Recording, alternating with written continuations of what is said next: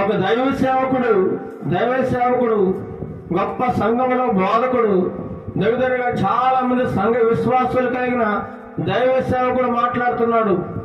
అది అన్ని చోట్ల వీడియో వైరల్ అయిపోయింది.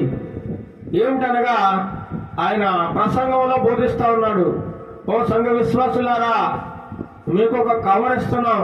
కవరు ఆ కవర్లో 5,000 రూపాయలు పెట్టండి. ఎంతట? 5,000 రూపాయలు పెట్టండి. 5,000 రూపాయలు పెట్టి మీకు ఏదైతే ప్రార్థన అవసరం ఉందో ప్రార్థన అవసరత కూడా రాయండి. మేము ప్రార్థన చేస్తాం.